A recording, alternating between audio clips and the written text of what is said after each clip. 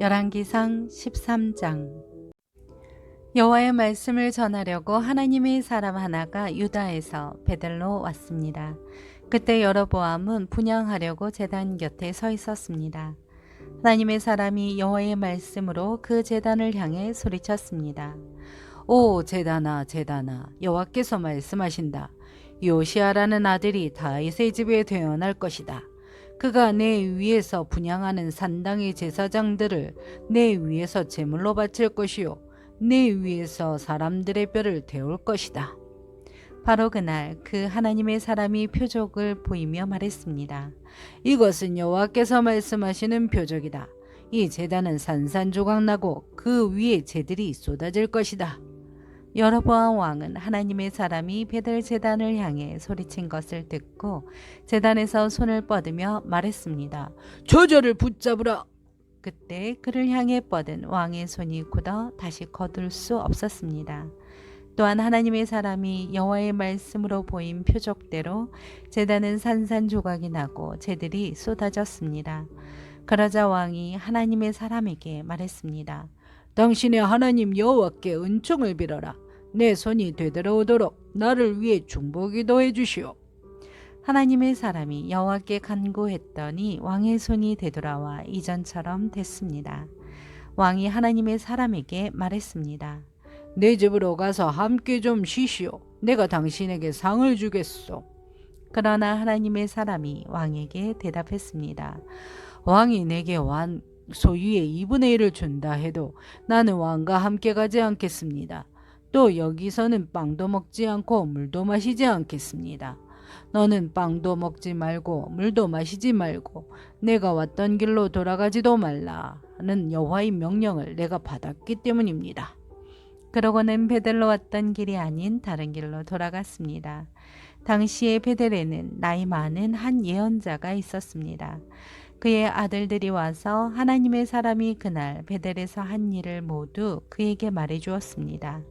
그들은 또한 그가 왕에게 한 말에 대해서도 그 아버지에게 이야기했습니다. 그 아버지가 그들에게 물었습니다. 그가 어떤 길로 갔느냐?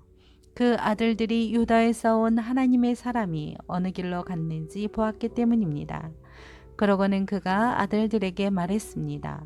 나귀에 안장을 얹으라. 그들이 나귀의 안장을 얹자 그는 나귀를 타고 하나님의 사람을 따라갔습니다. 예언자는 상수리 나무 아래에 앉아있는 그를 발견하고 물었습니다. 당신이 유다에서 오신 하나님의 사람입니까? 그가 대답했습니다. 그렇소. 그러자 그 예언자가 그에게 말했습니다. 내 집으로 가서 함께 빵을 좀 드십시오. 하나님의 사람이 말했습니다. 나는 당신과 함께 돌아갈 수도 없고 당신 집에 들어갈 수도 없소. 또 이곳에는 빵도 먹을 수 없고 물도 마실 수 없소.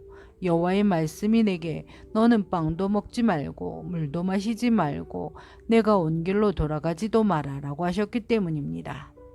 늙은 예언자가 대답했습니다. 나도 당신과 같은 예언자입니다. 전사가 여호와의 말씀으로 내게 저 사람을 내 집에 불러와 그에게 빵도 먹이고 물도 마시게 하여라 라고 했습니다. 그러나 그는 거짓말을 하고 있었습니다. 그리하여 하나님의 사람은 그와 함께 돌아가 그 집에서 빵을 먹고 물을 마셨습니다. 그들이 식탁에 앉아 있는데 여호와의 말씀이 그를 데려온 늙은 예언자에게 임했습니다. 그가 유다에서 온 하나님의 사람에게 소리쳤습니다. 여호와께서 말씀하신다. 내가 여호와의 말씀을 듣지 않고 내 하나님 여호와가 내게 주신 명령을 지키지 않았다. 빵도 먹지 말고 물도 마시지 말라고 하였는데 내가 돌아가 그곳에서 빵도 먹고 물도 마시지 않았느냐? 그러니 내 시체가 내 조상들의 무덤에 들어가지 못할 것이다. 하나님의 사람이 다 먹고 마신 뒤 그 예언자는 자기가 데려온 하나님의 사람을 위해 나귀 안장을 얹었습니다. 그 하나님의 사람이 길을 가는데 가는 길에 사자를 만나 죽임을 당했습니다. 그의 시체가 길에 나뒹굴었고 나귀와 사자가 함께 그 곁에 서 있었습니다. 그곳을 지나가던 사람들이 시체가 길에 나뒹굴고 시체 곁에 사자가 서 있는 것을 보고 가서 그 늙은 예언자가 살고 있는 성에 알렸습니다. 잘 가고 있던 하나님의 사람을 데려왔던 예언자는 그 소식을 듣고 말했습니다. 그는 여호와의 말씀을 듣지 않은 하나님의 사람이다. 그러므로 여호와께서 그를 사자에게 넘겨주셔서 사자가 그를 찢어 죽인 것이다. 여호와께서 그에게 말씀하신 대로 됐다. 예언자가 아들들에게 말했습니다. 너기에 안장을 얹으라.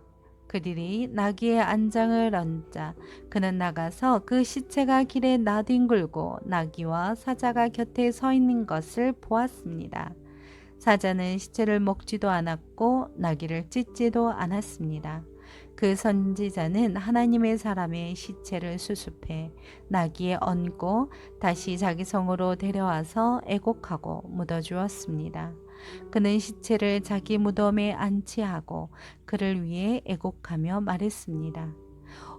내 형제여. 시체를 묻고 난 뒤 그가 아들들에게 말했습니다. 내가 죽으면 저 하나님의 사람을 묻은 무덤에 함께 묻으라. 내 뼈를 그의 뼈 곁에 묻으라. 그가 여호와의 말씀으로 베델 제단과 사마리아 여러 성에 있는 모든 산단들을 향해 선포한 그 말씀이 반드시 이루어질 것이기 때문이다. 이 일 후에도 여로보암은 그 악한 길에서 돌이키지 않았습니다. 또다시 산당에 여러 종류의 사람들을 제사장들로 세웠습니다. 누구든 원하기만 하면 그가 구별해 산당의 제사장으로 삼았습니다. 이것이 여로보암의 집에 죄가 돼 결국 그 집은 이 땅 위에서 끊어져 멸망에 이르게 됐습니다.